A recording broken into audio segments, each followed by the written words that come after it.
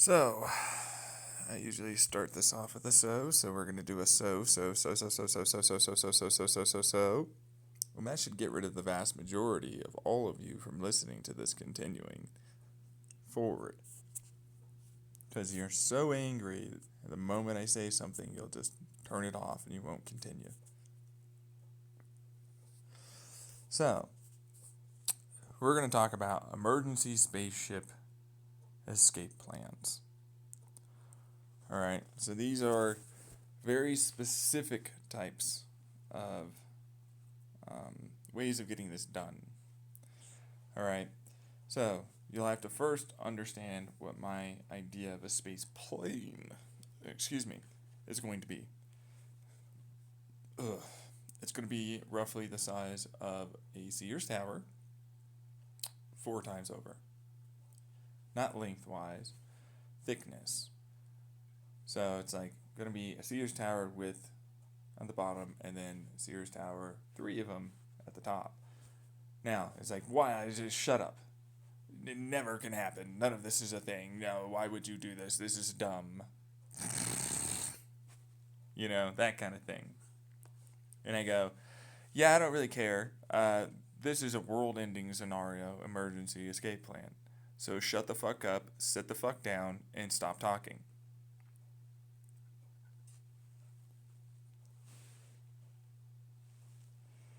This turns into, very quickly, we talk about wingspan. Wingspan's bullshit. You can't have wingspan anywhere near something that would make that fly and get the correct amount of lift with the strength that we must have for this. Enter. Yeah, go shut up. Here's the solutions. Instead of, we don't have blah, blah, blah, blah, here's some solutions that we need to have. The basics are, we need more lift for less wingspan. Alright? Because we can't get around certain material constraints. That's just what it is. Okay? And if you want something to basically carry millions of people into space, or just ridiculous amounts of weight into space, to be able to, in this instance, the plan goes, we're going to build this. This is a floating barge, effectively, out in the middle of the Pacific Ocean. It's on shocks and springs, and a big old steam-driven and electromagnetic railgun style, or in this case, more coil railgun, sort of hybrid, that goes off into wings that this fits into, but also has wheels. So that way it can fire itself forward while it engages a very large rocket. Now, this is a regular style hybrid jet rocket engine that I've already put out there on my YouTube, except it's a little bit more extreme in terms of size and in terms of what it's going to be doing. Okay? Alright, so take my idea of like these wing, front parts, okay, like the leading edge. Alright. Those are going to be a bunch of stators. Okay, so they're going to be split off. So take the leading edge, you're going to split it with that leading edge being effectively a version of a ram air almost. Okay, where those little stators that are at the middle and then at the top are going to help increase heat. Heat's fine. We want heat. Alright, it's like, why? Because we have engines. We have to cool our engines. Those are massive surface areas that can cool our engines, and they're going to be specifically designed to help stall and vortex air over the top and into another, essentially a scoop in the wing. It's not a scoop, but it's a hollow part of the wing that then creates a very low pressure zone. These are the circle end pieces, wing tips, that are further back, and they're curved in. So think elongated oval, right? So instead of jet engines, we're not using jet engines. We can't use jet engines. They're ridiculously stupid. They're not in any way, shape, or form efficient enough for this kind of a thing to be good enough. We're going to take my electrostatic, electromagnetic, kinetic amplification, and momentum amplification motor. We're going to be hollowing out prop blades that are going to be counter-rotating for the front and the rear, with a very different design for middle stators that have the ability to reshape themselves. They're not going to be thin, they're going to be pretty thick. These are fairly fucking huge engines, like they have to be. They're going to gobble down large amounts of fuel. The structure of this is in no way what you would have thought previously imaginable to be done. They are a bunch of structural batteries and capacitors, solid state capacitor batteries. So give me a second to explain that one. They're solid state batteries intermixed with capacitors that ultimately have, for the heating and cooling and geometric shape that's around them, piezoelectrics and the correct insulator and anode cathode and series and parallels for this to ultimately make, we're talking nanoscale to micro scale, that goes up to the mini scale, which mini is, millimeters, you know what I mean, that kind of thing. So my whole thing is that these are not your standard typical batteries. They're meant to be robust, very hard to break, and it doesn't matter if a section stops working, the rest of it will. Piezoelectrics, when it comes down to all the heating and cooling, mechanical stress and strain of vibrations, gives it more electricity. It's just making it more efficient, but it generates electricity on a massive scale. For a fuselage this size and wings, which they're not one, they're multiple wings. You need to have multiple wings. So you have to have it curve underneath, and you're going to have to do another one in the rear, and you're going to have to do another one in the rear. But after that, instead of a big, ginormous, huge delta that you can't do, it won't survive. They have too much strain, too much stress, too many pressure points, too many flexes, too many things going on. You need multiple wings. You have to ultimately have those gimbal. So they're going to gimbal down. The high pressure air underneath, which is very necessary, okay? Because you need that extra lift. You're going to need it. So these are all gimbaling down towards the lifting body characteristic that's going to start happening.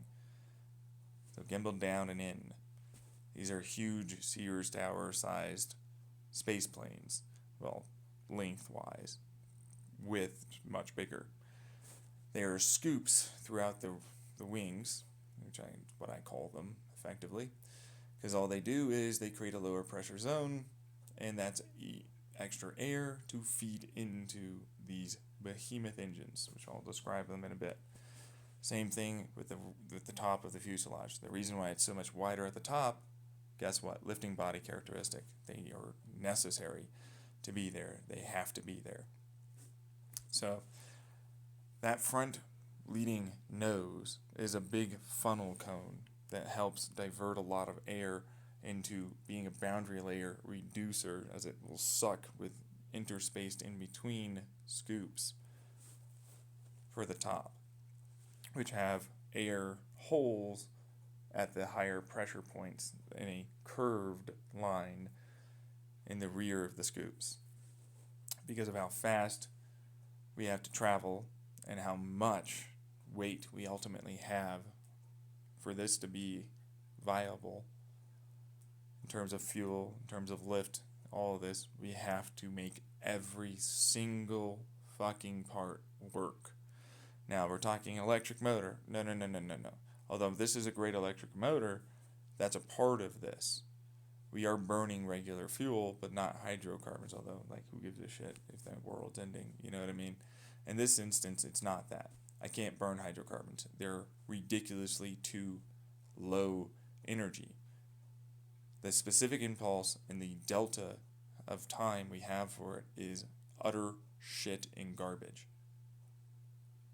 The reason why we have that amount of electricity on board, which basically is the wings, the fuselage, all the seats, which are, hey, dangly little leg, 1 meter, maybe a meter and a half in terms of size, cubes that you're going to go into, and then it just slots and fills up everything. With everything else of those cubes and around the structure and fuselage, which are strength, by the way, like those are going to be parts of making it strong. Like they click in. So it's like we're just going to load people in once we get to that point. Just give me a second. We have to bring fuck tons of resources off of our planet into orbit with the 3D space printer idea I've already put out there, which is a basic idea of optical and electromagnetic, electrostatic plasma firing onto a substrate, 3D space printing. Now, you can get pretty fucking small sizes that don't have much in terms of any porosity as a result of doing that, because it's plasma deposition, but not so much plasma, because we're going to use charged and negative particles, in this case, elements. And then very, very specifically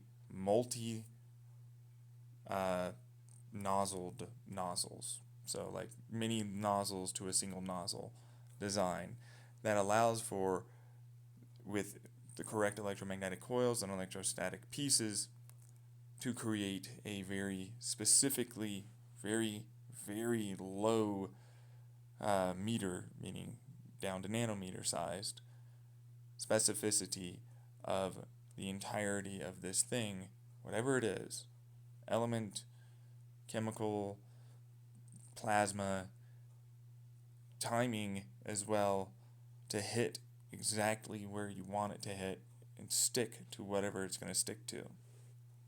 Now, there's a degree of thrust, but not much, because it's plasma. You know, for what it's worth, it's not much. It's like an ion drive. It's very little. And so a single solar cell can keep you in the right position with changing its shape, diameter, angle, and so on.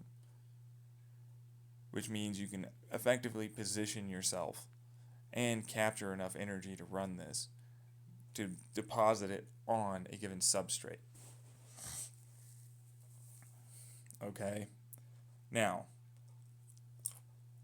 that means, which I'm eating blueberries, so you're going to have to listen to me snack on blueberries.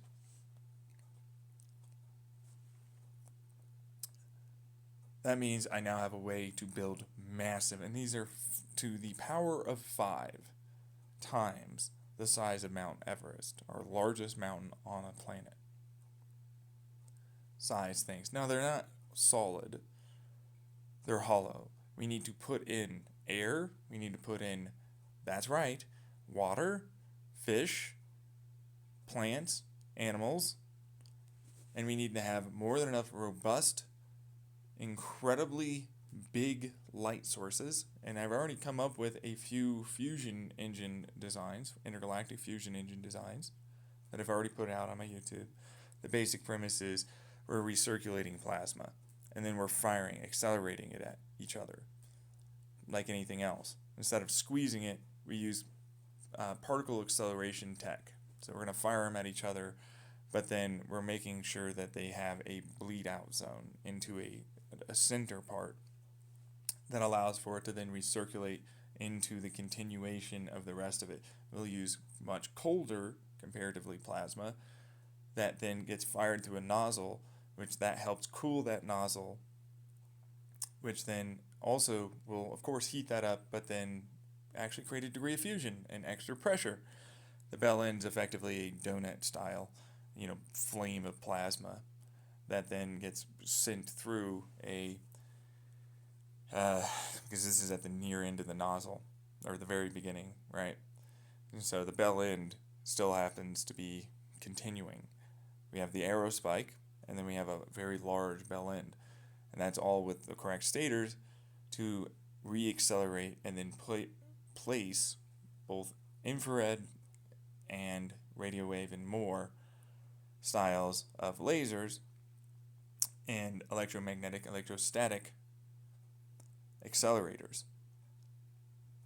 That's why that is an intergalactic engine, because, well, we also do a very similar light-based and then electromagnetic field capture device for any given amount for optical tweezing, but we're traveling towards it. So we're really just grabbing a cone and then trying to concentrate it into essentially a scoop. It's like a super turbocharger, if you will. We're going to spend some energy, but then we're going to ram it in, and then we're going to shove it into the engine at very high velocities, making it easier for us to ultimately fuse. Now, if we recirculate this, we gain up to, for the heats and pressures that have to be there, which require some degree of material design changes. Laser grid arrays, electromagnetics. More specifically, there's plasma, that's colder plasma, that's then ultimately capturing a large amount of that heat that's going to get sent in anyways. And then laser and electromagnetics basically force it a good damn distance away from where the main heat and body and pressure ultimately is. And since they're fired in very specific areas at each other, that's where the real heat and pressure really actually is. Until you get to the core, which it's like moving, so you get the Bernoulli's sort of lower pressure zone as they're all traveling towards that nozzle, except that nozzle diverts it back, and so you get a lot of acceleration for that plasma to ultimately be helped to fuse, and a greater and greater degree of luminosity, and a greater and greater degree of heat, and as a result, a better chance at getting greater and greater ignition fusions until it'll sustain itself under the correct amount of heat and pressure. So it's a build-up process, but you've got time on that one. And it's going to slowly come out. And there's neutron degeneracy pressure neutron degradation pressures, I like to call it, because it's a certain amount of neutrons. And so that turned into, well, that's our fissile fuel now. That's a thorium fuel reactor. That's literally perfect for a thorium fuel reactor. Before, I used to just sort of like use a quantum tunnel internal skin, where I had those little quantum tunnel bare minimum wormhole styles of design. And I'd basically have to layer a whole bunch of them with electrostatics and electromagnetics and the right way to cause a destructive constructive interference that creates, destructive interference for the electrostatics, electromagnetics, and lasers, but it creates a degree of weakly interacting to most things, but for neutrons, very strong interacting field, not force field. It doesn't stop it, doesn't reflect, it can divert. If you get a bunch of them and you layer them up correctly with bigger, thicker reflecting materials, then you can get more reflections. Okay, so that was a design that I had, which does work. Okay, like those are actual physics that are currently known about. There's just fucking PhD levels of physics, so most people, layman's wise, don't know anything about them. Which is its own kind of like trouble. Right, and you have to do it apparently in the right way. They would know, I don't know. So that's what that is. Yeah, and you have to spin them. There's chiral effects. Like a lot of people are like, you have to just put the same waves going towards each other and they'll cancel out, right? Equal blah blah blah, right? No, but I know, but you're on the right track, yeah. But no, like kind of. There's vortexy chiral effects, like spin. They call it chiral or helical. You know what I mean? Effects. When I'm like, it fucking is spinning. It's a corkscrew. Why don't they just say corkscrew? It's that simple. Everybody knows what a corkscrew is. Why do they have to get tricky and fancy with their words? It's because we're cool and whatever. You know what I mean? Like, you get the picture, right? And it's like it's genuinely, it's like it's a corkscrew, but then there's a corkscrew opposing or something corkscrew with inside of the corkscrew. Think about it like that, and then there's a spin apparently around that. Okay, yeah, and then there's a vertical. Okay, which is why it's electromagnetic and electrostatic. So it's like, meaning z-axis, straight on, linear style of you know very specific electromagnetic pulses. Effectively, they fire it like a click, click, click, click, click, click, click, and it pulses out, and so that creates a degree of linearity to its given um, sine wave, and then they have to have it again, a bunch of that shit for them to have to talk about amongst themselves for the really knowledgeable crowd on that one. But the layman's thing is that means it helps produce a field effect that does ultimately interact and can divert and or reflect, if it's deep enough and there's enough of them, of neutrons. Well, and I said, so thorium is a breeding reactor, huh? So thorium's a breeding reactor. No one says I can't just make that happen. I can totally do that. Like, thorium totally works. You'd use thorium in every way. To a point.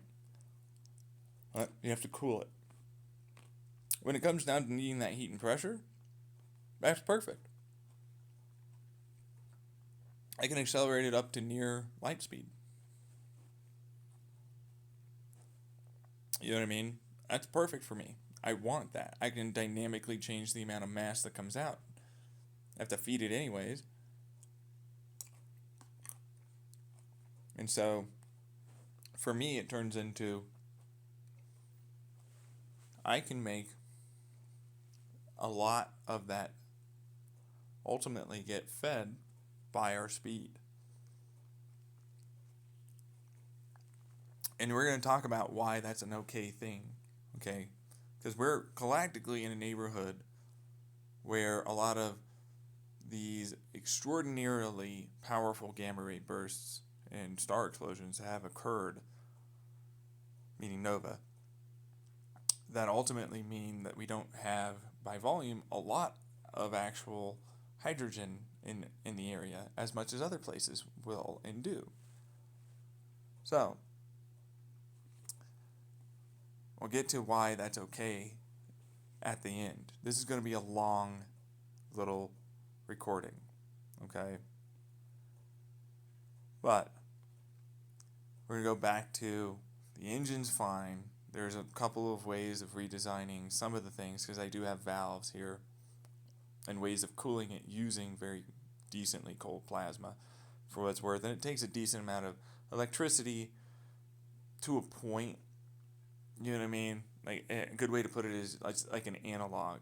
It's like, as long as the engine was first started with some amount of electricity, like a diesel, it then has a camshaft. It's going to spin that energy into making the next injection happen, and the next injection happen, and the next injection, and so it'll keep running. And like, you'll just give it more air and a little bit more fuel to make it increase in RPM. Kind of the same thing with the fusion engine.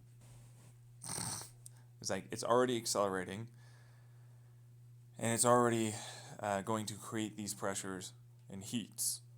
And so that heat and pressure then gets used by us, specifically in this instance, piezoelectrics, thermophotovoltaics, thermoelectrics, thoriums, molten salt in this instance. Which before I didn't have that. For what it was worth, I didn't think it was necessary. I used a lot of vacuum insulation and that would still get you close to, things would still eventually, you know, be disrupted. And I had a multiple, yeah, you'd have to get it to where it's like you can separate multiple parts.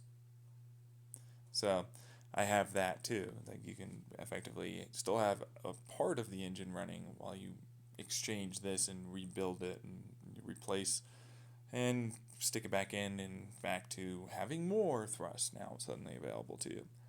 Well, now it's like, well, thorium works. And then we have coolant for that thorium at that point. And it's like, we're going to dump it out in the bell end anyways. So why would it matter? Especially when it's like I can produce more thorium by enriching other things with the neutrons that I ultimately have going off in this whole thing. So there's nothing saying I can't do that. All I need is to make sure that a certain amount of plasma is willing to hit at these high speeds and pressures and where that bell end is to help cool it. And so a certain amount will need to get replaced anyways. Right? Like that bell end's going to need to be replaced eventually. It's going to take a long time for it to be to a degree where you'd need to worry about it. But it's like, well, I just enriched a bunch of new fuel. So it's like, whoopee-doo. You know what I mean? So I still got thermoelectrics, which are, you heat them up, you cool them on one side, and you get electricity. Thermophotovoltaics, which are 40% currently. Then we have Stirling, which is another version of that, which is the pumping, thermal siphoning, irradiation type of thing. So radiative cooling. And so what that turns into is microwave and IR cooling specifically. Certain things, when they get hot, they'll produce microwaves, turns out. Which is great, because we need that. That then makes it much easier to transfer to IR for heat exchange. Now, because we have 5 times, incorrect, to the power of 5 larger surface area than Mount Everest in a sphere in this instance, then it's fine. You know what I mean? Same thing with the surface area having these little quantum tunnel, little fucking layers. And then same thing with as I talked about it earlier, and I've already had it on my YouTube. That's my most recent video where I talk about how to layer certain flat and three-dimensional materials, elemental materials, to create a extraordinarily hyper-dense material. Impossible really kind of to bend or compress or anything. Very heavy still, but perfect in terms of slowing down radiation and preventing it with the right amount of layering. But we still have the quantum tunnel stuff, which helps out. Right? And if it really tried hard enough, it'd be able to get through. Okay? So that's why it's like there's layers, there's quantum tunnel, wormhole designs I've already put out there. So that's like why the down to nanometer size, but very fast plasma deposition and charge deposition styles of this space 3D printer ultimately work to make these huge. And this is why it was like Sears Tower, like, you would never do that. So we had space planes, we would just use rockets. Rockets are enormously inefficient. They are great for getting there quickly. That's all. They are extraordinarily inefficient. They have no lift.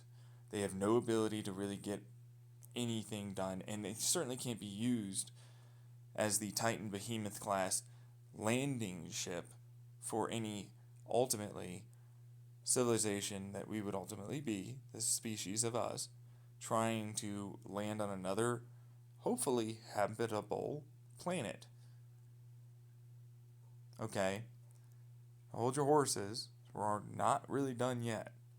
So, like, we got this huge multiple wingspan, the largest that we can reasonably do. Yeah, it's will still give us the correct strength properties. That's the reason why those wingtips are circles, but they're also engines. So it's like they're already can and will be compressing air for us. We are launching at 3G.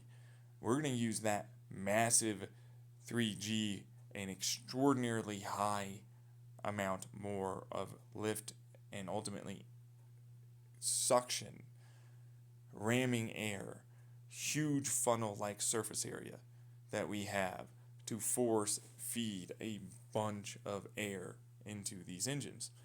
We're not done yet. The amount of electricity that we have is insane. We are going to vaporize with these electrostatic motors as well, helping. Electrostatic, electromagnetic, all that motor. Very, very high torque, extraordinarily low resistance one way, extremely hard resistance another way. It's basically what it is. And so if it tries to slow it down, well, it doesn't really have a slowdown the other way. It's basically the opposite of what normally electric motors are. And when you make them into the nano size scaling, you gain many points of this going on all at once for the size.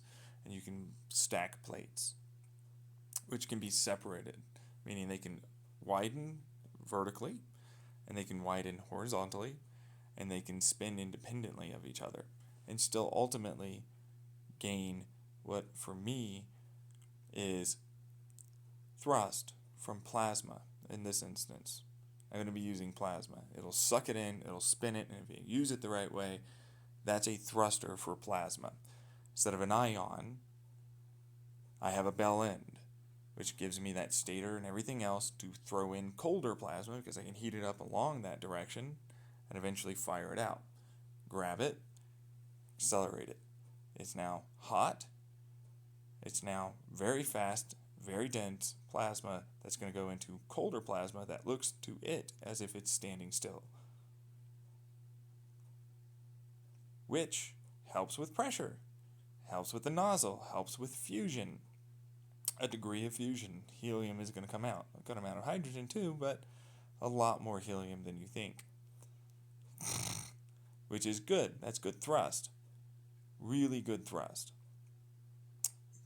But on the ground, I'm vaporizing a solid element, or chemical in this instance, because it's a metamaterial that's going to be vaporized. It's a hyperdense, like I was talking about for those layered material that is going to be vaporized in a airless vacuum chamber, utilizing vibrational acoustic thermoacoustic pumps, lasers, and standard electromagnetic, electrostatic methods. This gives us a plasma. This plasma then allows for us to send that to where our hollow prop blades and stators, and of course our electric motors, are going to be. I can accelerate it, and then because it's in a compressed area in the chamber where the nozzle ultimately is going to be, they create exothermic reactivity. They're the equivalent of a solid fuel that will expand very rapidly. Think the equivalent of rockets. Specific impulse is much closer to pure carbon dioxide in terms of the very heavy elements we're using that we're going to react with nitrogen and oxygen from the very large heat and acceleration that's going on here. Now, it'll cool it down compared to the plasma it once was, but it doesn't matter. I gained pressure, I gained exothermics, and I gained acceleration.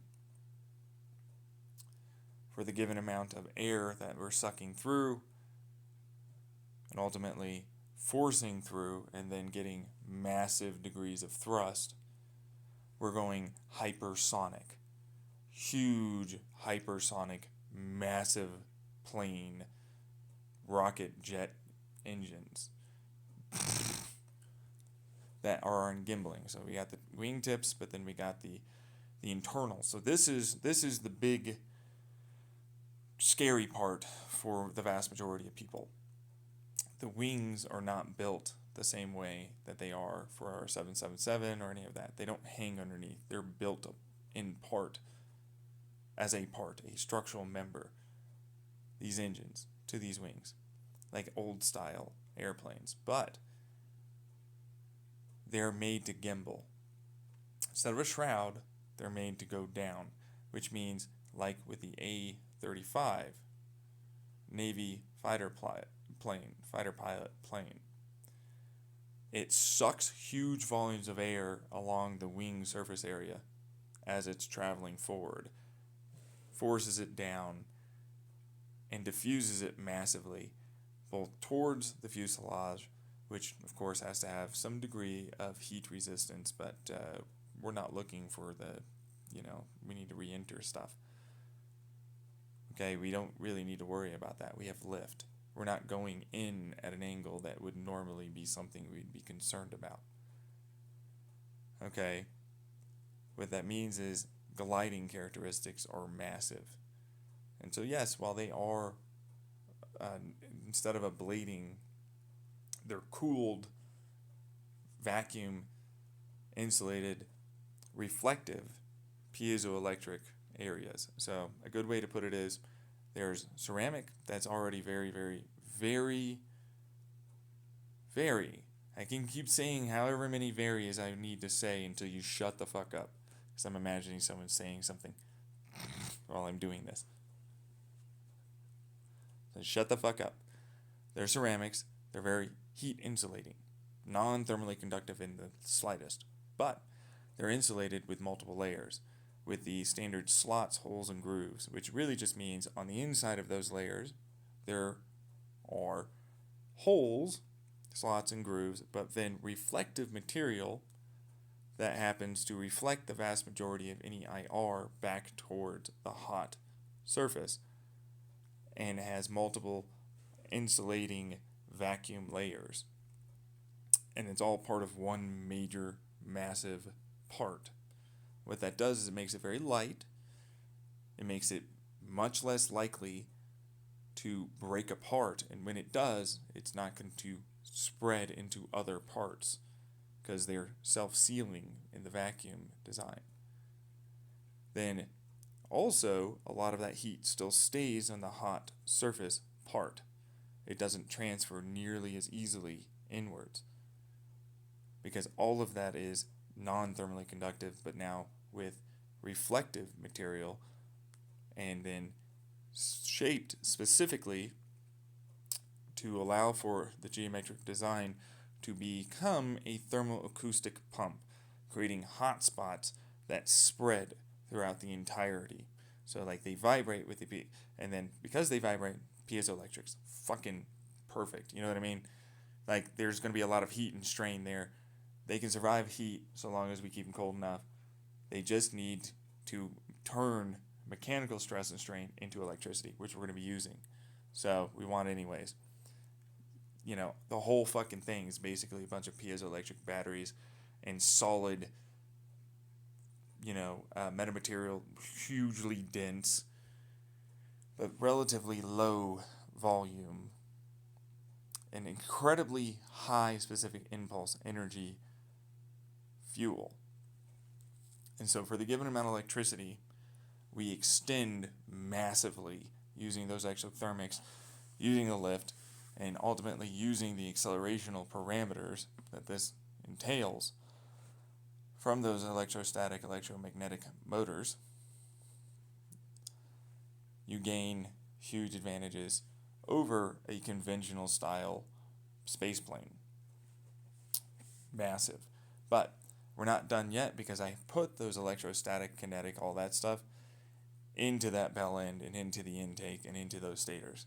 So what it means is that I'm able to create a good enough version of a plasma slash ionic wind kinetic amplification. So it aligns it, it then sends it all the same direction, and it all flows very laminaristically towards the nozzle at very high speeds and compressions now, because it's a lot more mass airflow.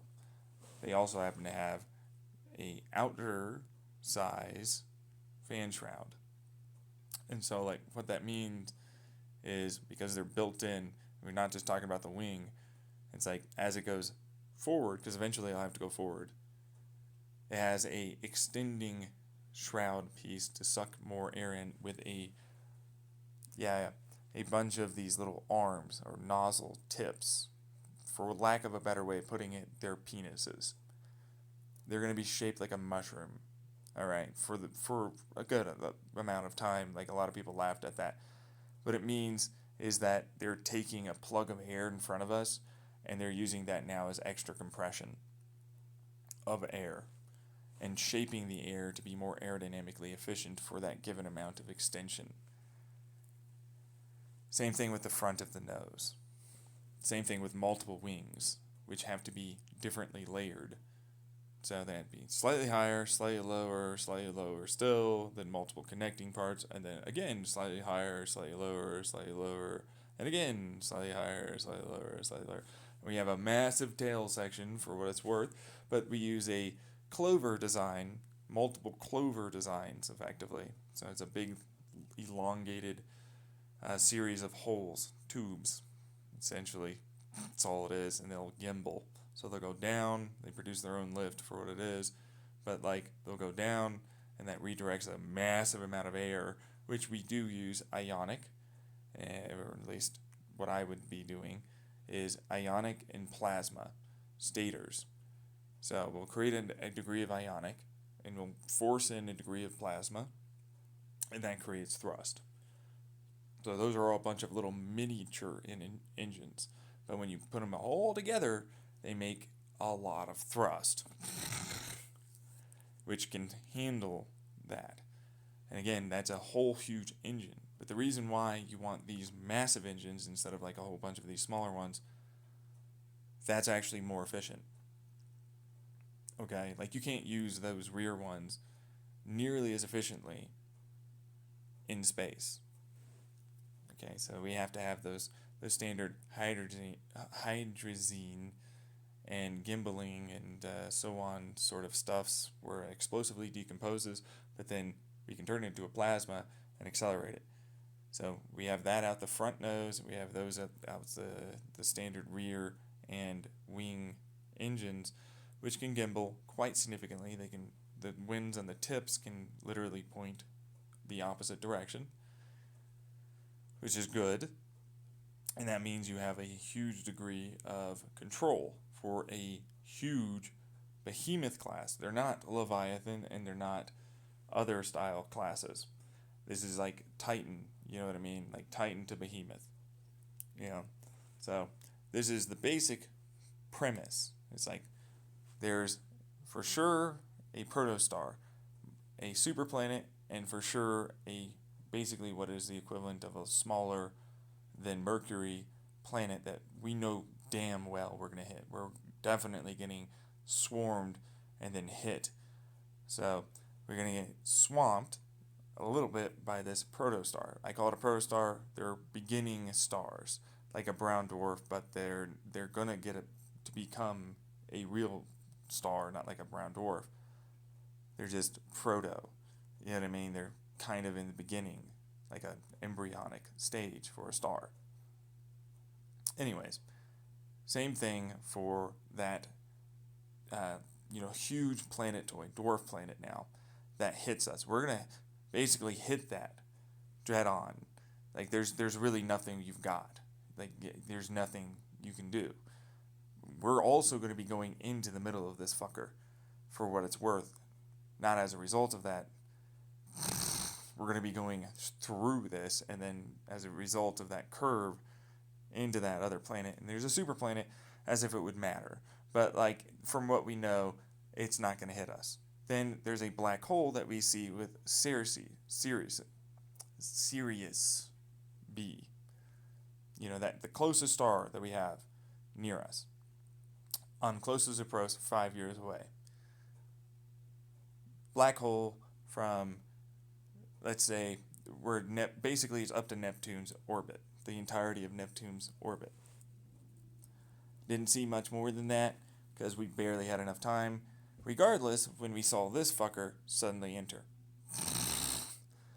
the beginning star didn't start starting and even being noticed as a star, and same thing with the planets, until it was so fucking close, you were fucked.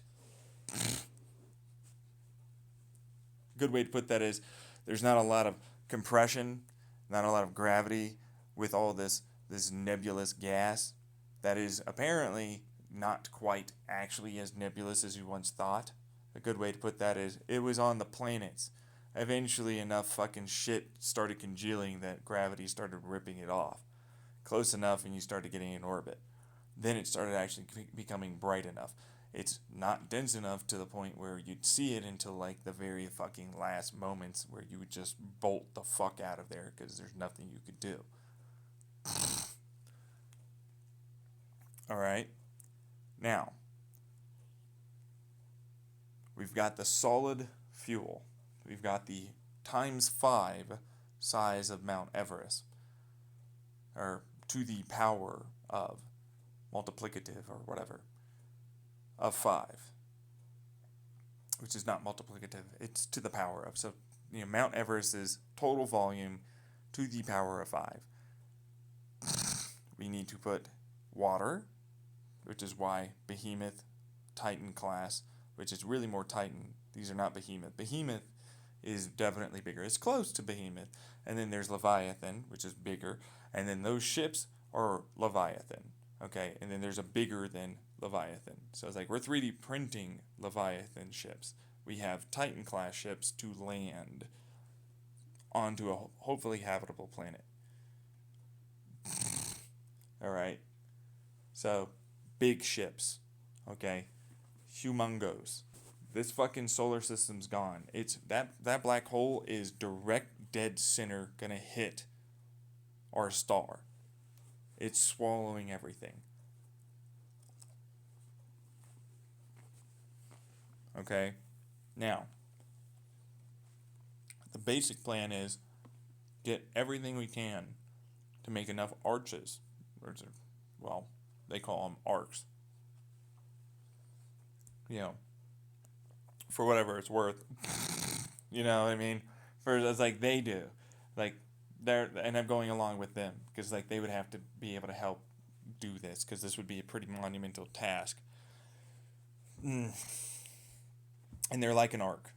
For what it's worth, we would have biological, meaning bacteria, fungus, mold, viruses, and all of the things that we can reasonably speaking take with us, because not only is that a semblance of our basic life, it also helps scrub our atmosphere big time.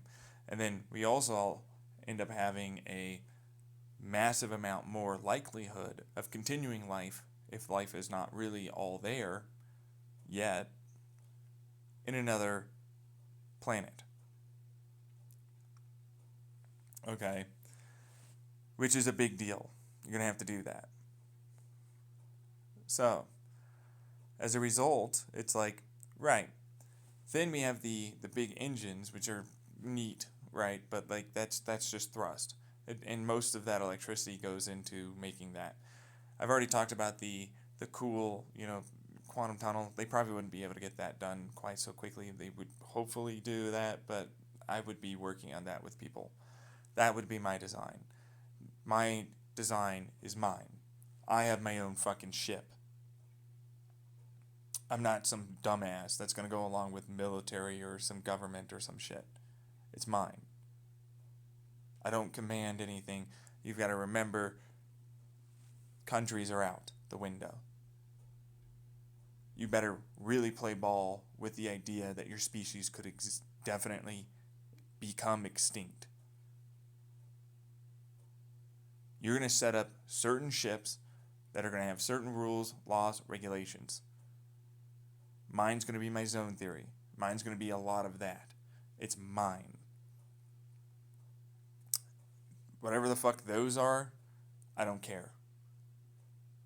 Mine turned into, yeah, no, we're going all the way and scooping up hydrogen along the way with Jupiter, Saturn, Neptune, Uranus, and we're going to hook from Pluto up towards the very top of our Oort cloud. It's like, why would you do that? Why don't you just bolt? It's just like, we need hydrogen. We need fuel. We need that.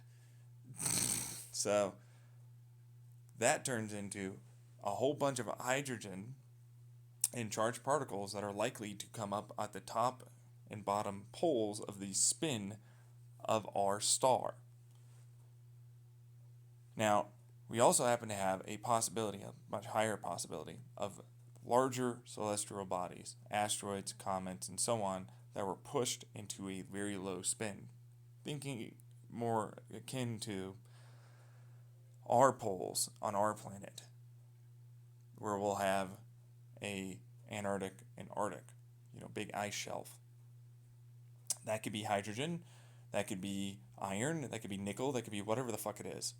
But if in any way you think I'm going to head, because it's very likely that it's going to be what we use to try and travel towards a Sirius B, it's like, well, it came from there. You know what I mean? Black hole's there. And it's like, well, we could swing light enough. And it's like, you're allowed to do that. I'm going to be cautious. You're not cautious. I don't know what the hell else is around that fucking black hole. I don't know any of these other things. I'm not going to do that. It's too risky to me. This is real fucking shit. We're talking about the existential, total shit show that is the real, complete death of our species. Total death. You can do that. That's fine. That's why I command my ship, though. It's doing this. We're going to basically run and take a large, decent chunk of our resources to run the Titan-class ships to there. We're going to also be trying our best to have our telescopes and cake and eat it too, to know where and when and whatever might be there. Land, drill, mine, start immediately grabbing resources, and we're also going to, that's right, start turning that into a shield by collecting them together, then also having it follow us. We're going to go use that big mass to try and swing, and then we're going to fucking swing backwards to the opposite direction of the orbit that we are on our sun to the supermassive black hole. That's very likely to get us more hydrogen in that pocket with a big shield that is now a bunch of resources that we can use for a long period of time to travel. We're already going to be traveling quite fast, and it's going to be a very enormously large inclination in distance. This black hole is traveling near the speed of light. I don't want to be anywhere near that fucker. I want gone. Now, granted, for what it's worth, them traveling that way, I can understand why. They would try and hook a little bit, and that would get them there faster.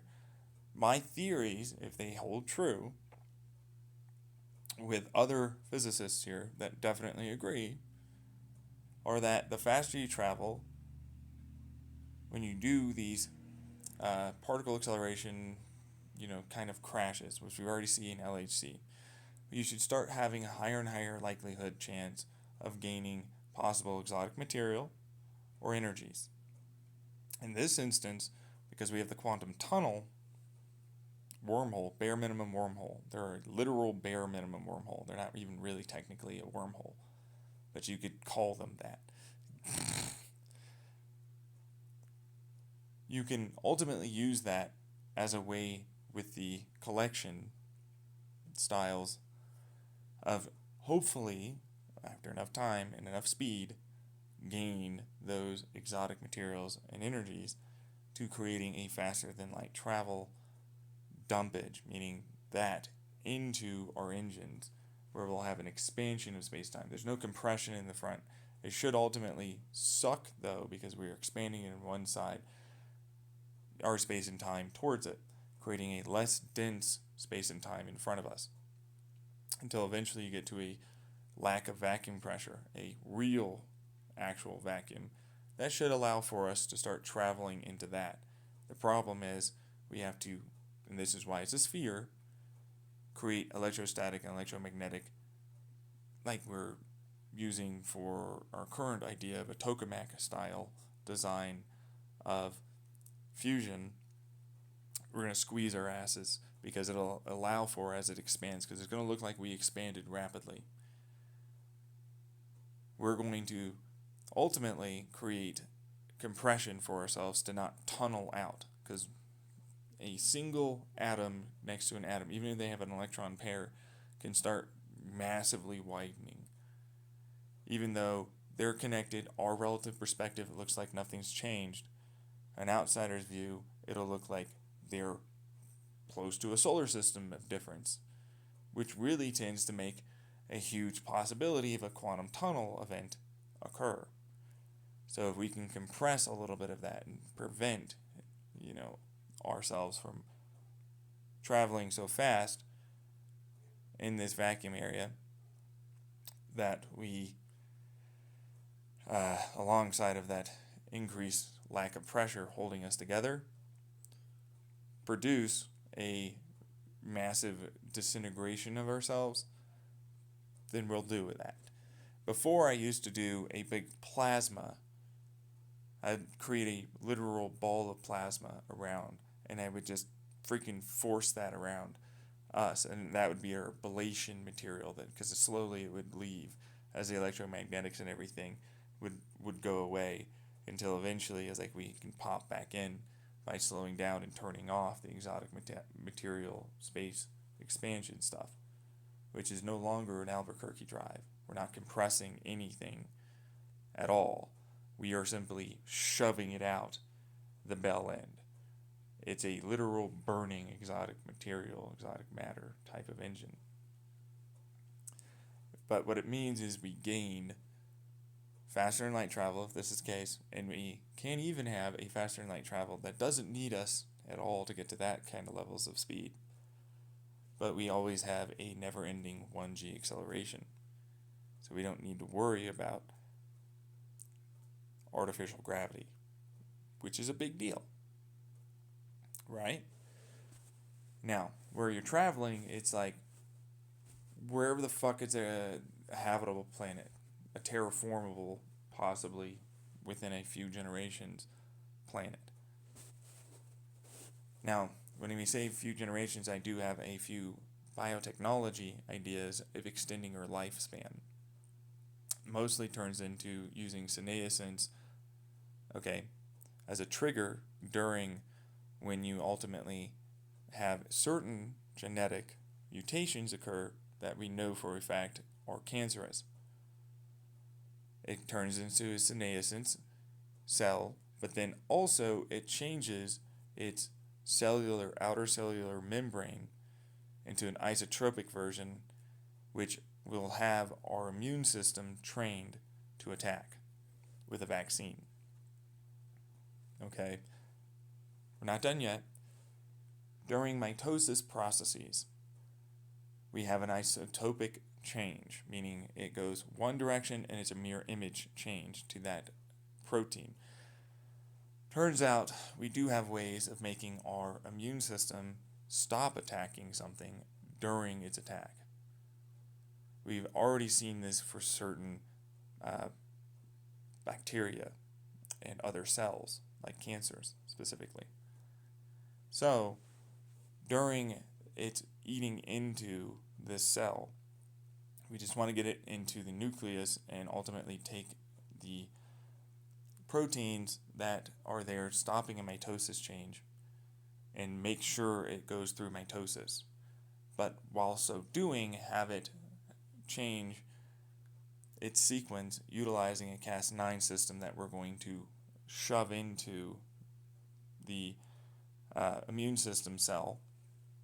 Okay, so it's like, well, how would you do that? And it's like, well, there's microphagy, blah, blah, blah, bullshit. Basically, so we're going to change the cells that make our immune system. We're going to change the information that they ultimately have, which you can do. We're going to make it such that those cells come in with this already. This Cas9 is essentially the same as like any other virus or bacteria that's trying to change our DNA. What they'll do is they'll force the change of our DNA sequence to make a stem cell. That stem cell is then going to differentiate into two stem cells with the same DNA that you had otherwise.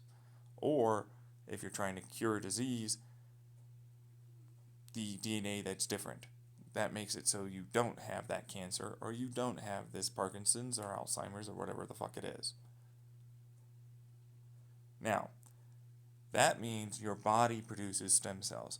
Your body produces all of the changes. Your immune system is the workhorse now. Okay? You can even go after permanent cells to force, because we're going to have this cell signal to the immune system to stop. But that immune system then tells, meaning when it gains that signal, stop it. When it gains that signal, which someone was talking to someone else, and then I switched, and so they couldn't keep up. They kind of, jittered. Yeah, what do they call that? Stuttered. Yeah, jitter, stutter.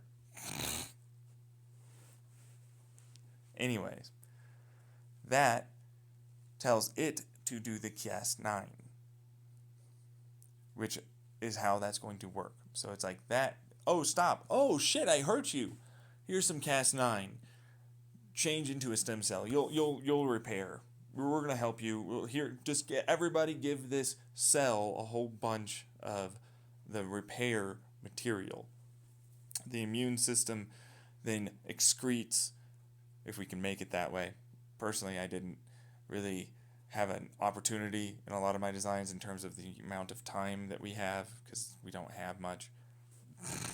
So it was like, well, the cells will just make sure people take a complex of like a vitamin that's a bunch of amino acids, enzymes, lipids, and other things like proteins and so on like that go through a first pass through our liver that then turn into these specific compounds in our blood to help these cells regenerate and repair themselves better, which we already know about some of that. So basically that is what we would be doing, and so it turns it into a stem cell, but it's still going to undergo mitosis, and so it might attack for a brief period of time. Once that cloud is lifted of its signaling, it goes, oh, well, you're still a thing.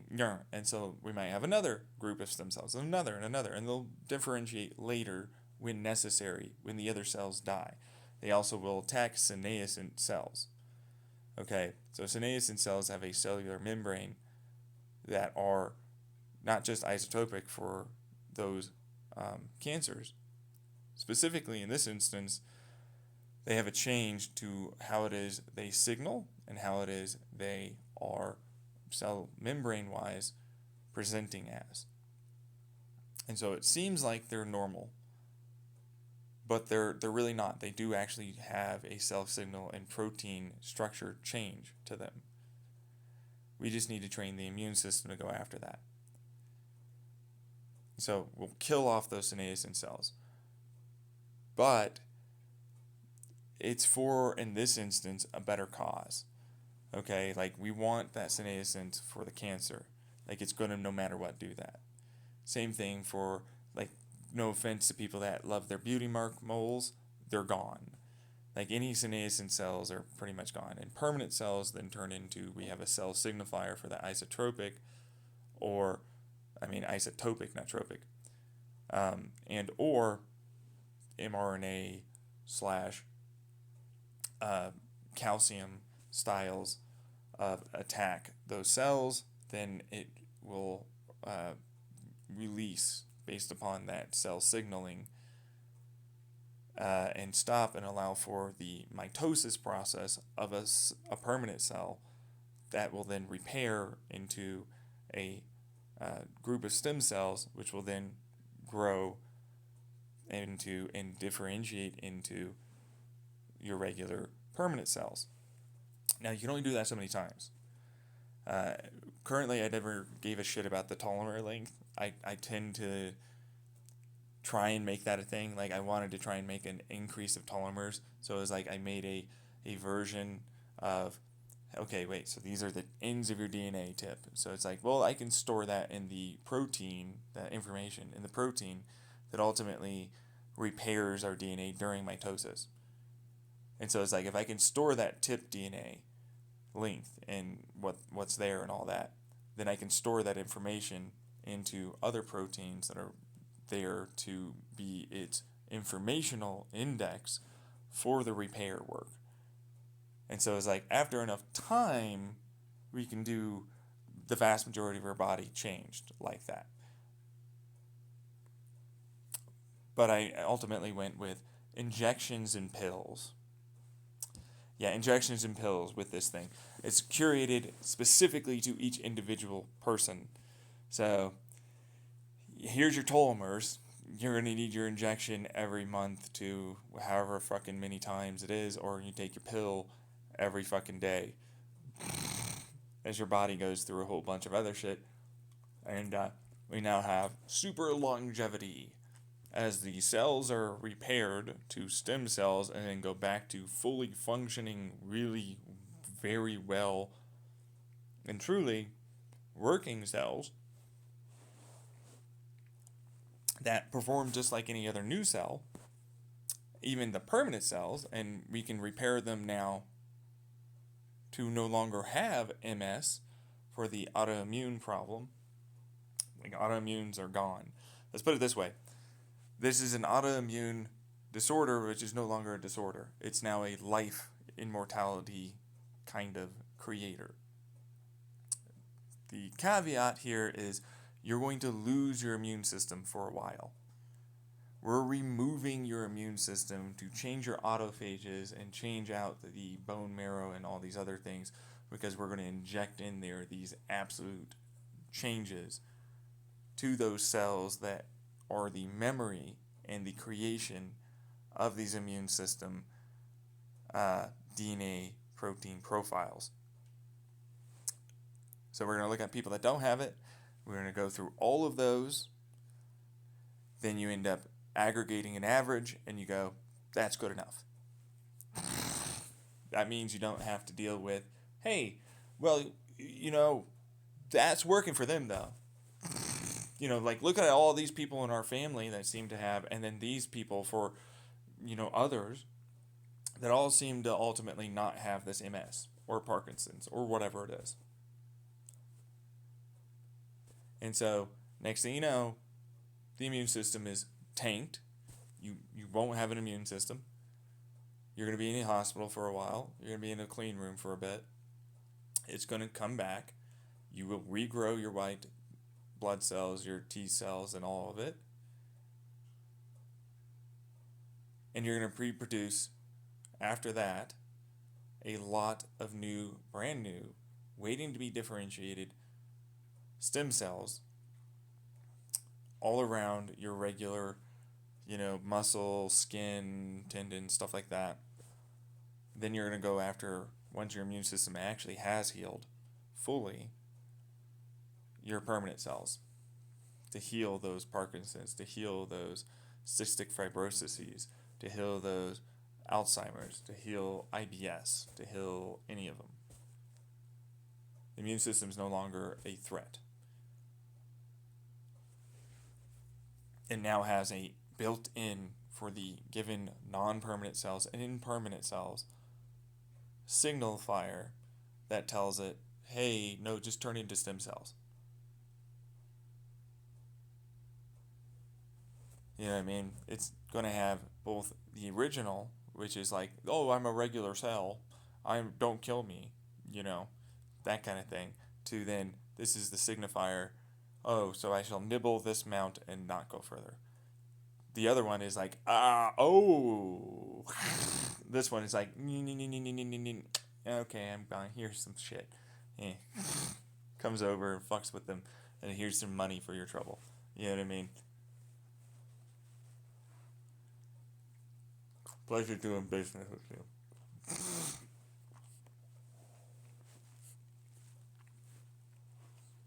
That's kind of what that's going to be.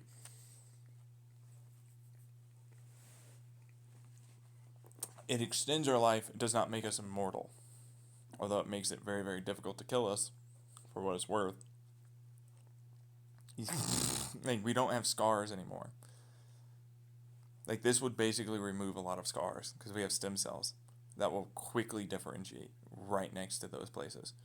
Now, granted, this is over time, but not that long. We're talking like a year or two at most. You could revert back a large amount of our different systems, meaning, say, genitals. You know, you're a man born with, but you're born with female parts. Well, you can now get male parts. It'll revert back, and you'll still have your urethra and everything. It takes its time. You'll have to do the whole blood exchange for a moment, a couple months or something. But then, or not, because you might be able to put like a tube there. It depends. It's one of those like, but anyways, that's a way to basically create that filtration, but then it'll eventually differentiate back into the genitalia that you're looking for. Same thing for women that have the incorrect male parts. No surgery is necessary, just a decent amount of time.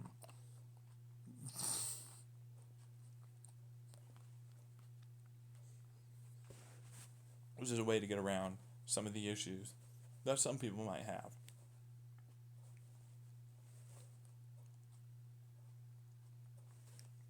Now, moving on, this is the whole emergency spaceship escape plan.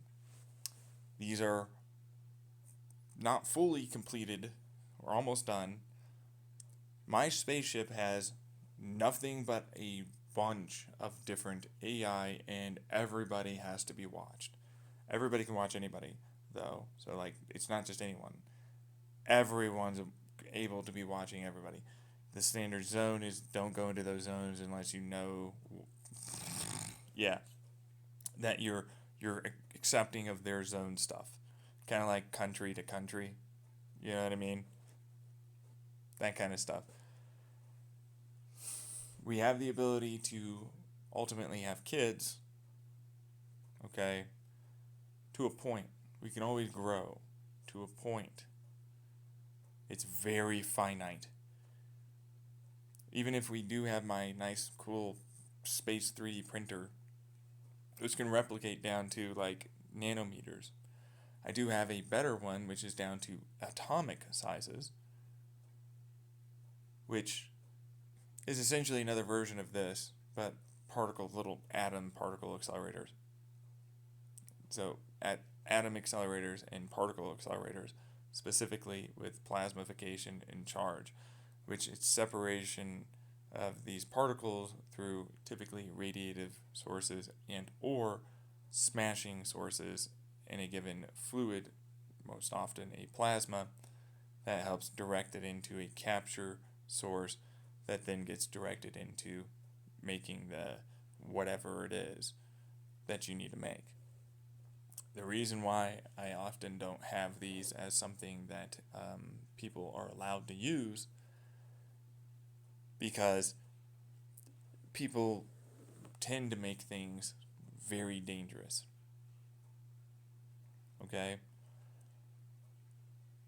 It's very easy to create a bomb, a gun, anything.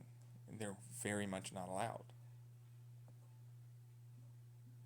Then, on top of this, I can easily make a version of a holodeck by using laser pulses, phaser arrays, and a whole bunch of other shit that basically turns into, well, you have a pressurized area that has a phaser array and basically big, medium, small phaser arrays of sound, all right, and then together with lensing and laser pulses and a little bit of dust in the air, ultimately I can create extraordinarily accurate looking holograms that can kill you. Add in a little bit of microbots slash nanobots that can move with the phaser arrays and everything else, then you end up having the equivalent of chairs and everything else show up to make it even more realistic. The problem is, if someone loses their memory, if someone happens to be born in one of these fuckers, you can really do a Truman Show, and it's not nearly as nice as the movies make it out to be. A Truman Show is a fucking shit show. The entirety of an entire planet watched a motherfucker grow and did nothing to help, to make sure the lie wasn't continued. That's bad. Holodecks are something that I only really created as a way to help specifically scan and perform very complicated surgeries. It uses ultrasonic and infrasonics, laser optical tweezers, cutting, suturing can be handled by that as well, with the microbots being moved around and helped with electrostatic and electromagnetics. It basically made it so I can get into infinitesimally small spots, nanometers. Something a surgeon will never do.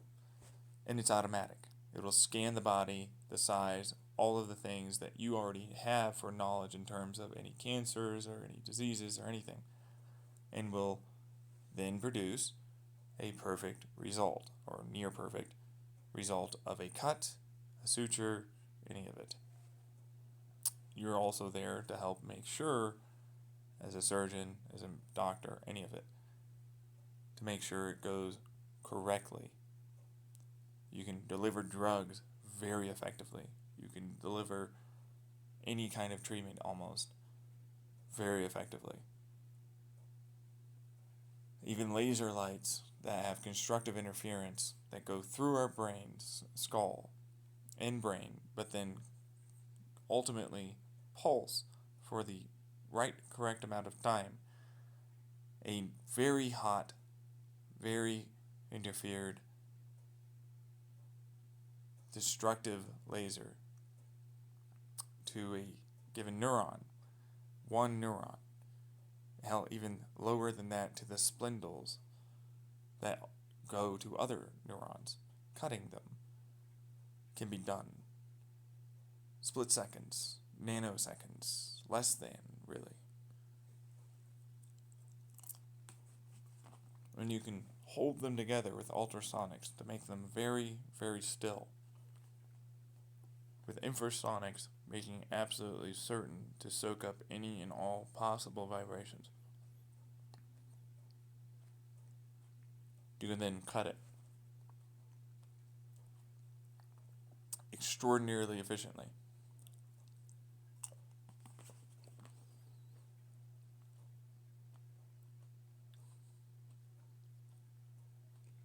Or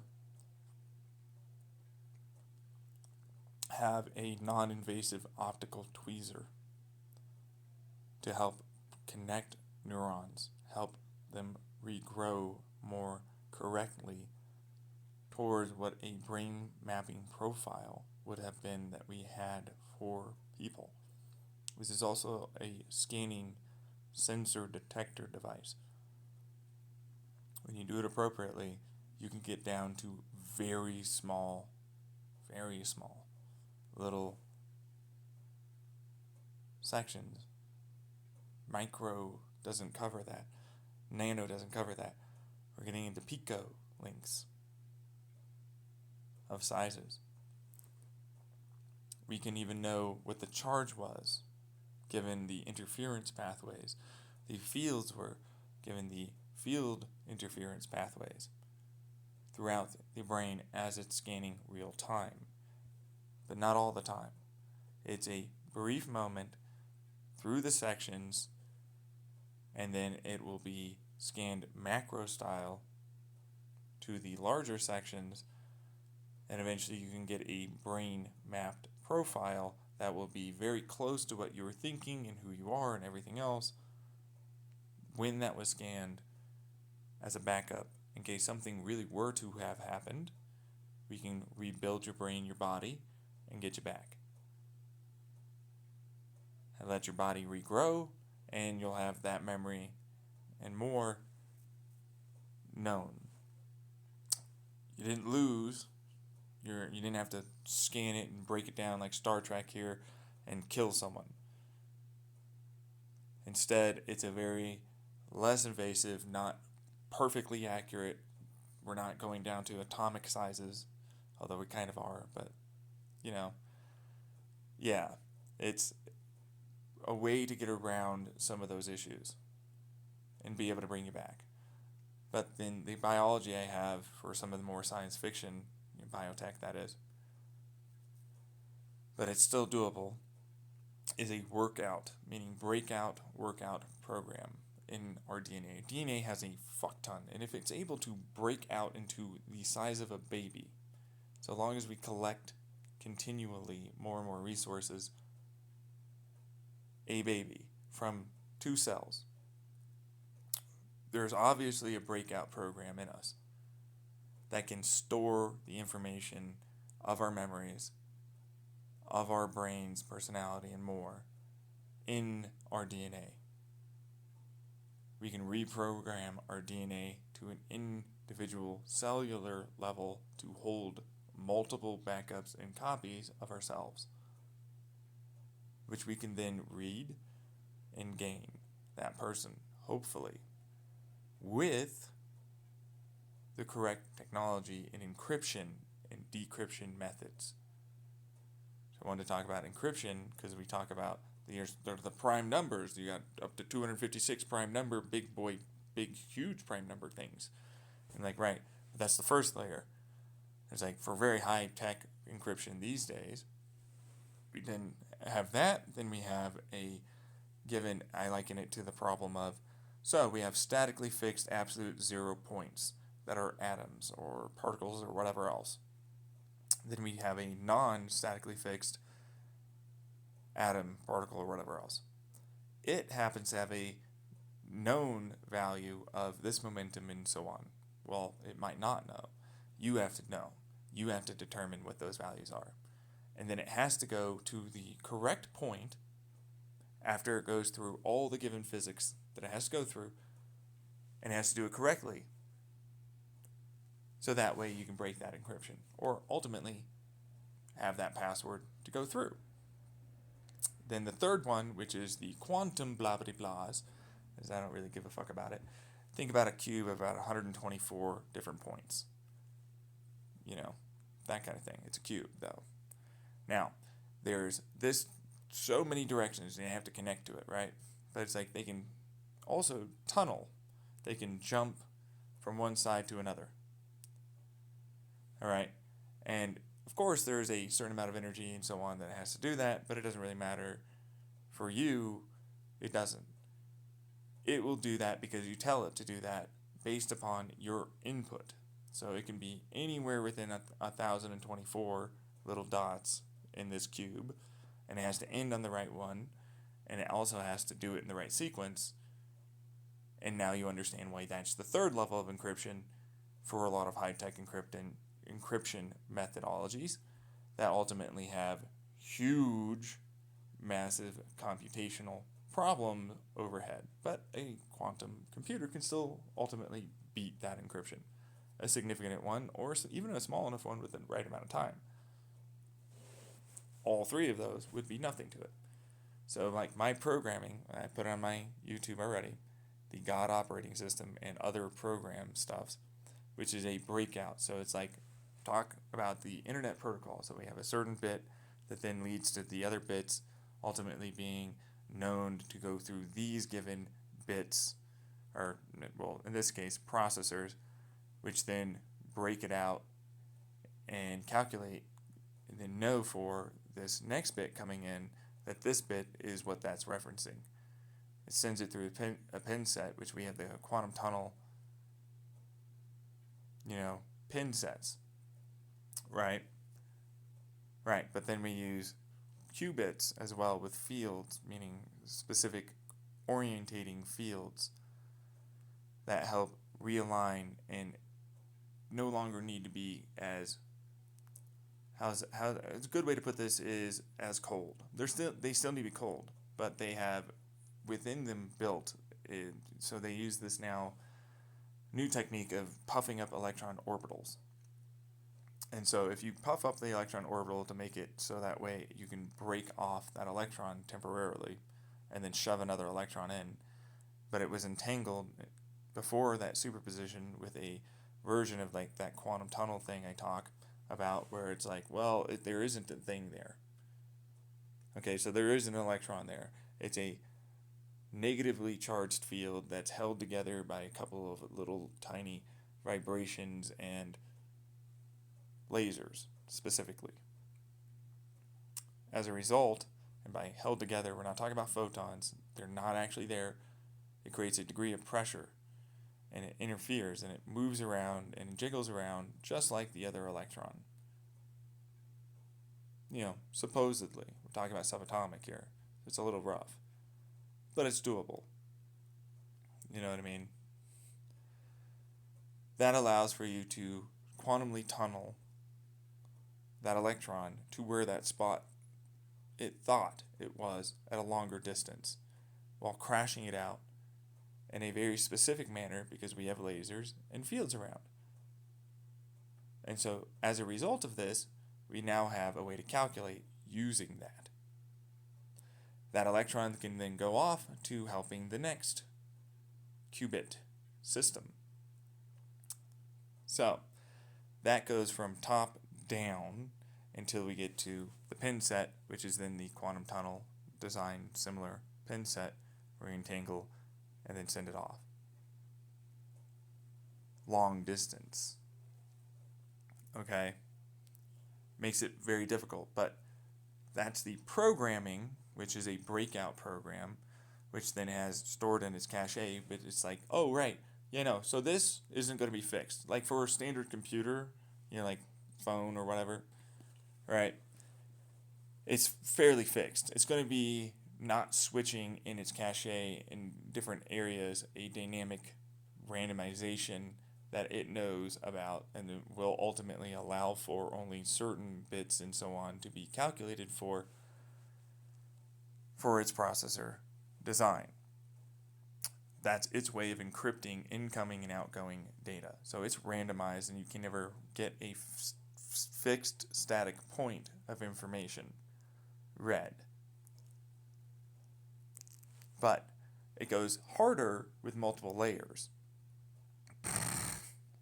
which then goes into servers, which are, shocker, a fully multi-layered randomization that only sequences for the briefest moment of time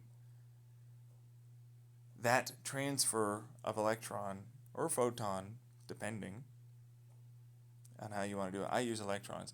Electrons are way easier than photons. Photons don't like to be captured as well, and they don't like to tunnel much. They suck. I hate photons. But they might work. They might be very easy. I could be totally off. But I use electrons for what it's worth. Okay, now, this allows me to sequence it briefly. So these are randomization programs that they're not the same. They're different programs, but then they must sequence for that internet protocol for that brief period of time. And so what that means is it's a timing synchronicity, knowing that it needs to send this information at that point sort of situation. But it has a random point of many, meaning infinitesimals. Yeah, you're going to get into infinitesimal styles of mathematics. So infinitesimal styles mean we have, let's say it was a from Planck second to all the way to a millisecond. There's a lot of different points it can synchronize and send that information at that very moment. And it does, because it can time between any of those points that close with tunneling like that. As a result, it's much more difficult. Not to mention the pin sets here are randomized too, which is another way it helps with the moving of the processor dynamics for its randomization. So like those aren't really fully synchronized. They just need to make sure that at the right moment they synchronize and then can send at the right place what that information is, which is the right information anyways, and it's going to be. Lots of randomization, controlled chaos randomization, as I like to call it. It's chaotic theories here. We're looking at random chaotic theories. So chaos theory mathematics are going to come into play with fluid dynamics, thermodynamics, and ultimately neural networks utilizing a design of encryption. They must first initially synchronize and so on, but again, a little difficult.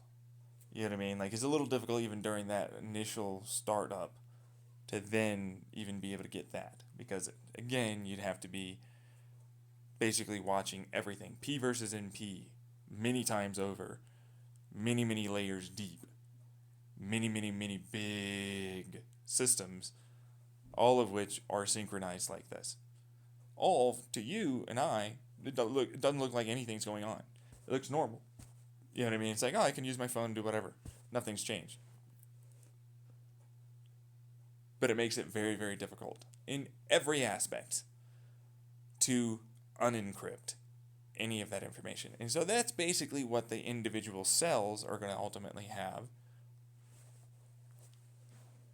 for each individual key, for each individual thing, for all of your individual given body. Your body can just work it out. It's going to be fine. You know what I mean? And you could try and regrow a whole another person, but except, here's the kicker, biologically, it knows it was either a dead cell or whatever the fuck else. You know, that's the thing. It needs the unencryption part. Which turns into, there was a series of things that it needs to basically get all of those informations out and create another person for that given information that it happens to have, for the memories, the mind, the personality, the body, and so on, which we'll be creating for any individual new stem cell and more. The basic premise turns into, you think you can grow another person, you can't really grow another person. It's going to need to be tied to these computers, but then also you yourself. The body's cell in this instance will most likely just die. It doesn't need to just do that. Like, unless it's getting all of these things to break it out, it will never break out into the new body, new anything. That's the point. And so a way to get around this is like, well, we can get your mind and memory, right? Can't get your body. You can't grow another person. But it's like, no, you can't even get the mind or body or the personality or any of it, because fuck the memories. What memories? They're stupidly encrypted. You could never get it. And it's like, yep.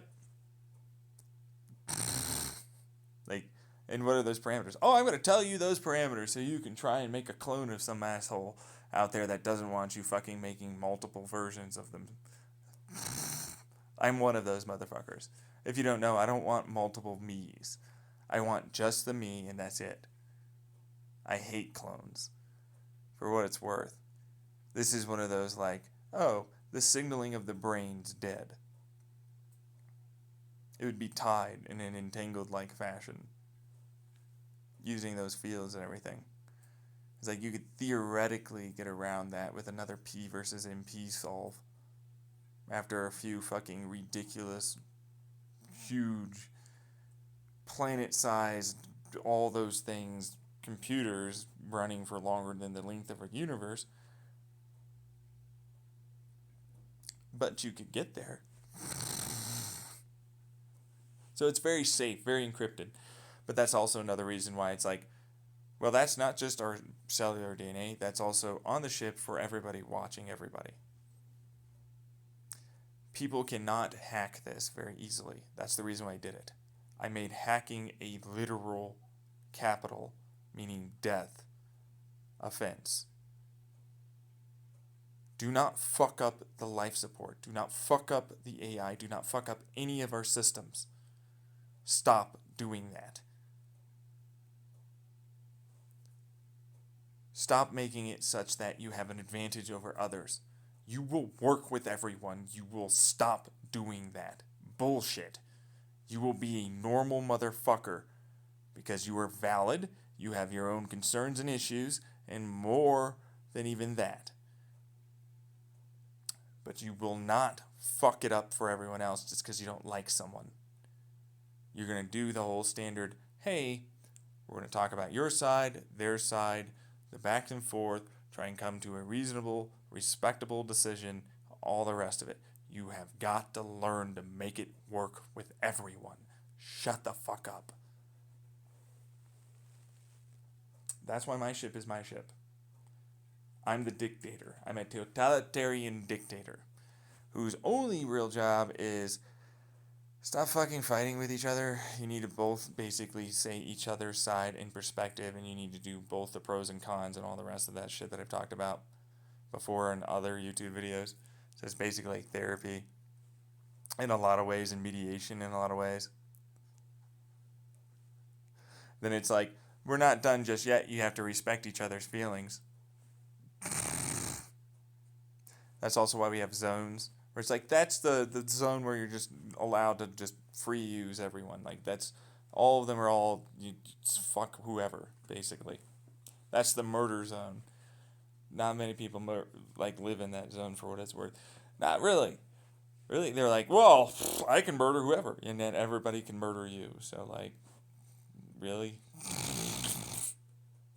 They always seem to forget that. It's like, no, we can go in there. Oh, yeah, no, we're going to die too. Yeah, oh, what? No way. You have a murder zone. I have a murder zone. No, there's no capitalism allowed in my ship. Everything's socialist. Literally everything's recyclable. It's a huge do not waste anything thing going on. Yeah, your bathrooms, you're everywhere. Everyone can watch. Bright side, you also know who's watching. Yeah.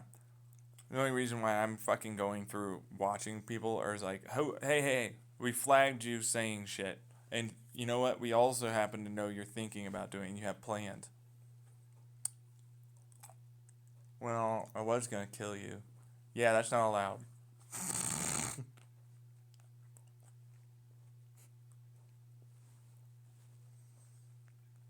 Talking Minority Report. No, it's just brain scans.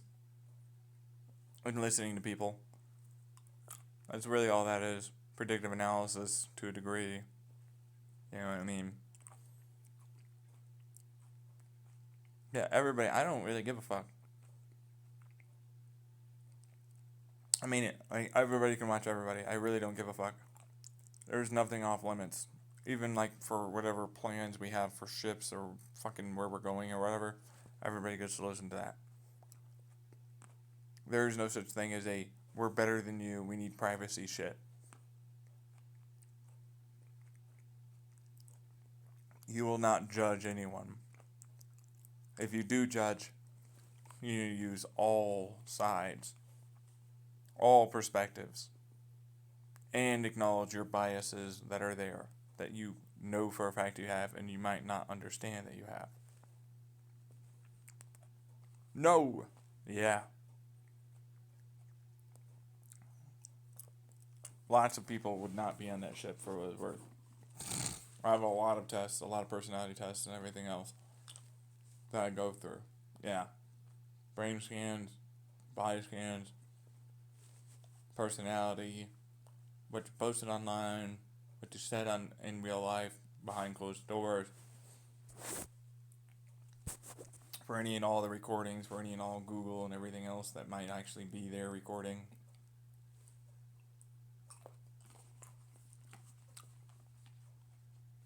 That's what it is. I would be able to scan your brain and need to know what the fuck it is you're thinking. Very accurately.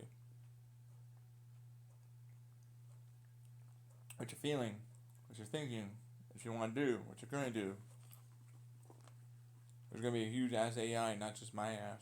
Which is going to be sentient, by the way. I have a sentient AI design too, for what it's worth. You have a clock cycle qubit system. Well, I have more than that, but yeah, I do. It's in a combination of a light and then standard electric transistor with a qubit, many billions qubit system that has high clock cycle rates.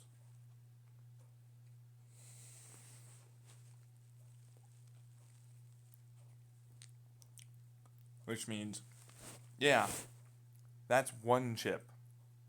Every fucking person's cell phone, computer, and everything else is a part of it.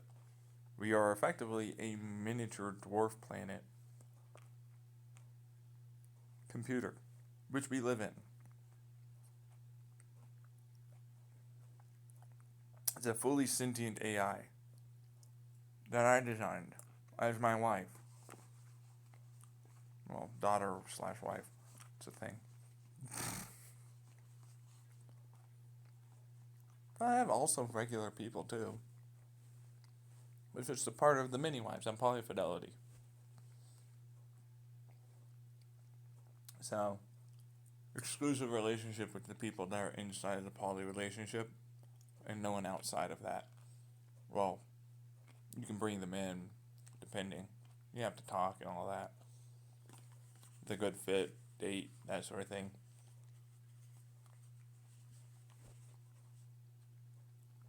Do you only like females? That is, well, that's a way to put that. Okay. Fucking geez, person. That's not how I would. That's a red flag for me. If you say that like that, that is a bit of a red flag for me. So don't do that. Person that's writing that, please change your comment.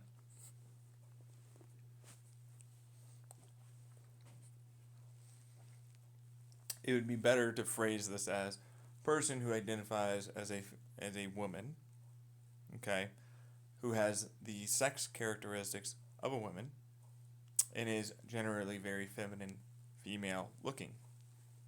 They can go up to the feminine androgynous side with not much in terms of breasts, but I still like decent ass.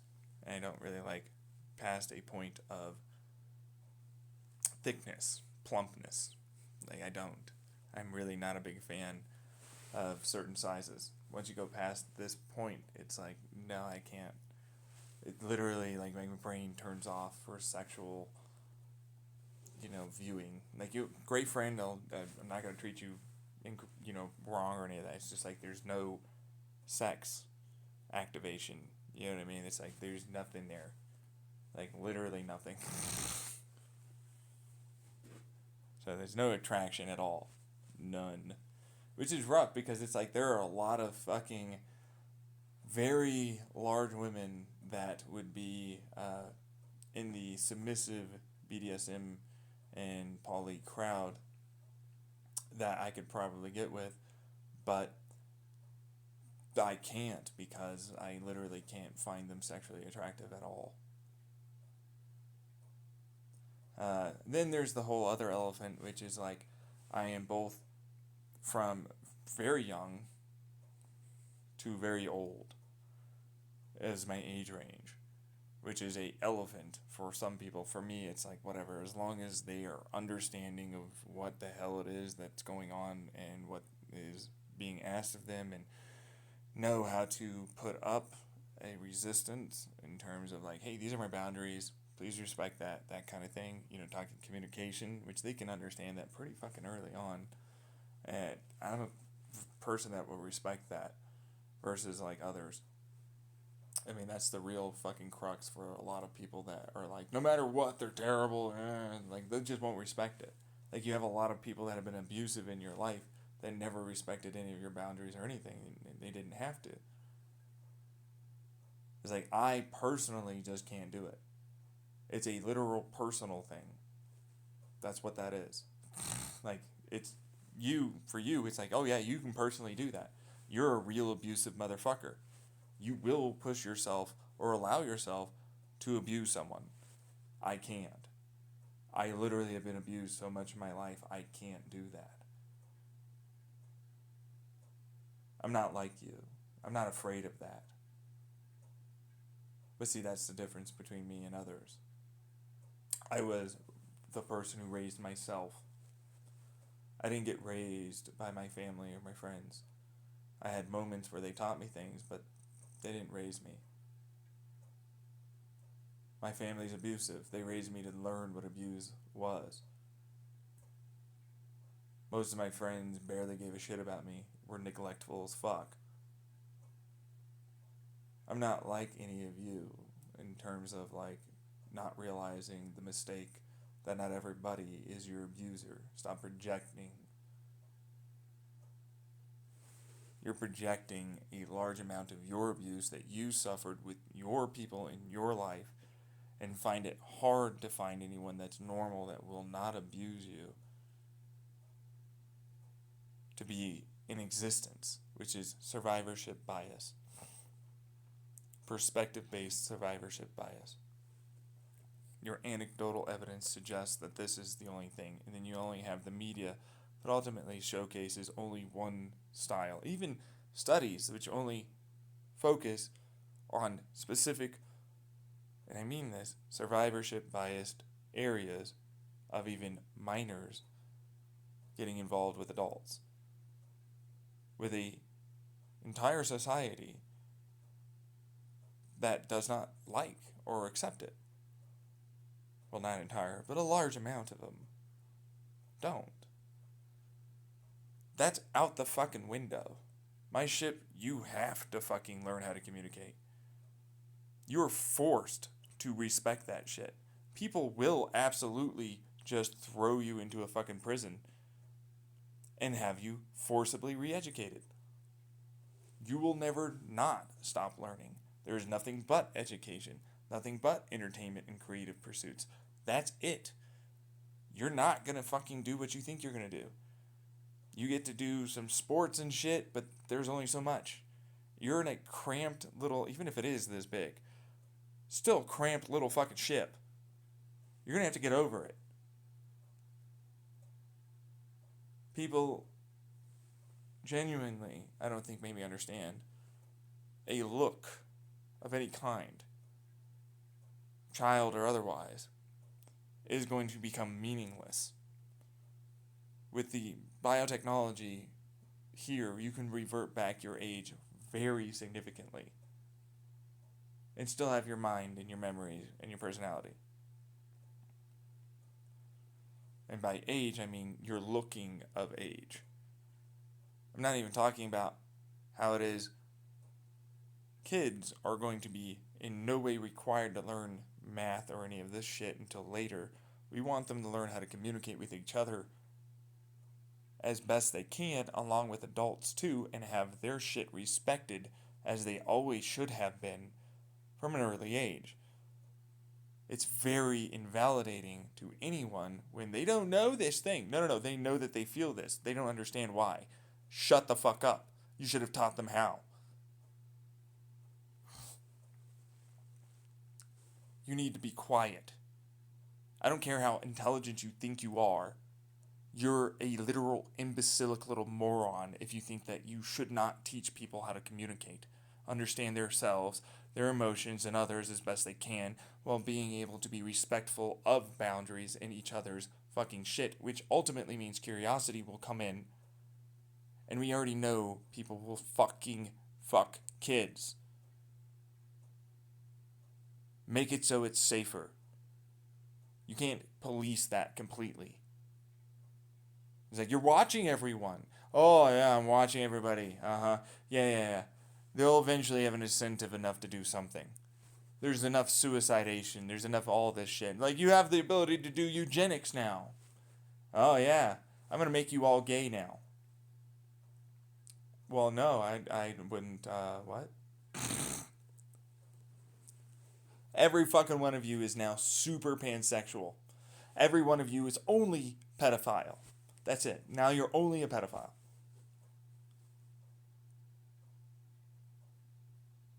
Shut the fuck up. You should shut the fuck up at this point. Let people be themselves. Let people do it safely.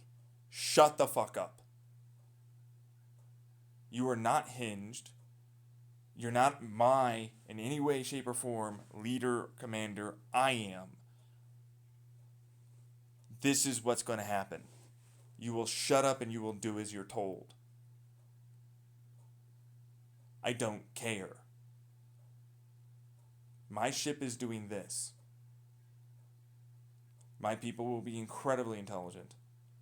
My people will understand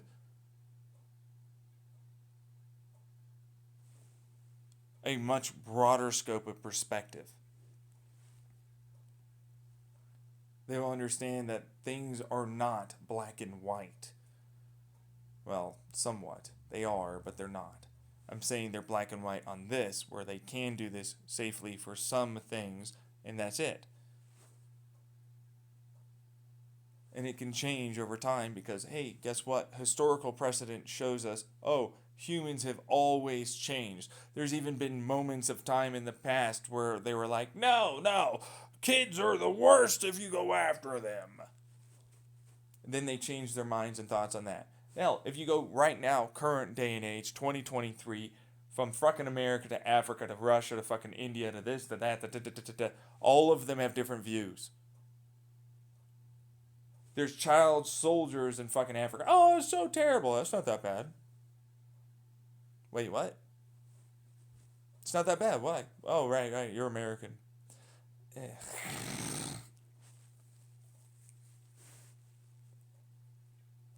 They're like, no, wait, I was with you. Okay. So you're saying child soldiers are good. I didn't say that. I said it's view perspective of another person. They are good or acceptable. You need to get out of your own ass. You've been so far with that thumb up there, it's been sucking the rest of you in. I don't even know how you're not just a floating sphincter.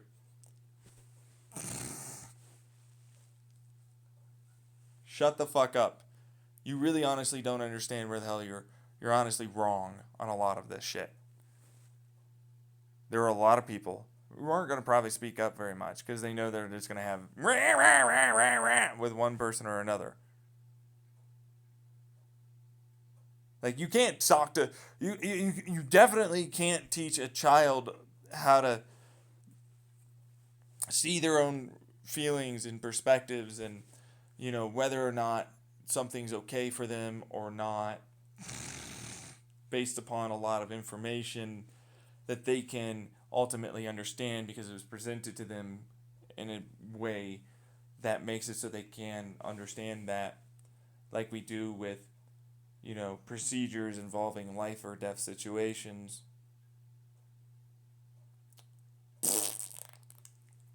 Or sex.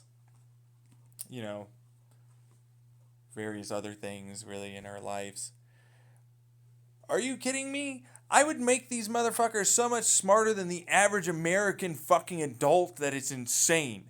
It's insulting that you think in any fucking capacity or way that they couldn't.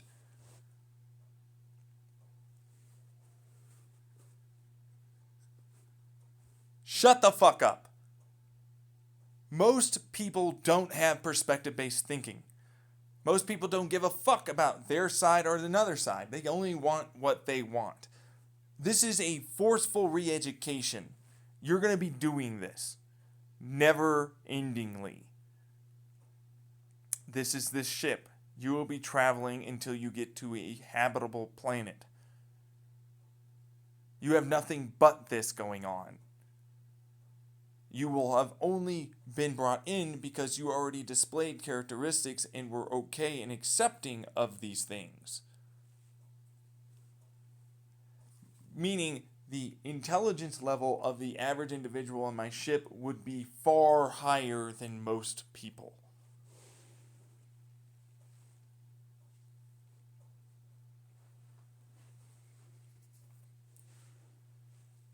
That's why I don't like people.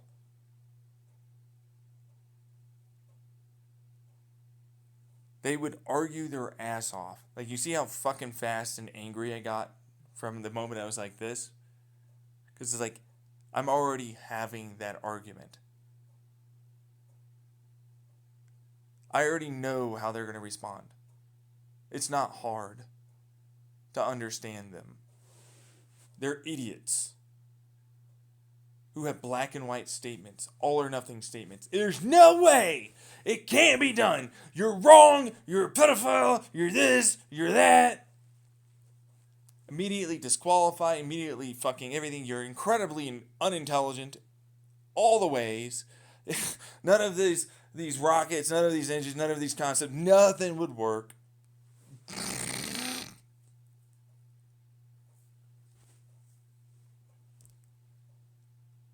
Now that you're going to talk to me disrespectfully, I should be respected. My ego. Shut up. You have no control or power. And this is a situation. This is an imaginary, hypothetical thought experiment. Get over it, bitch. You got so angry you're willing to fucking punch a wall. From a thought experiment. You're not on my ship. You're out, bitch. Suck it!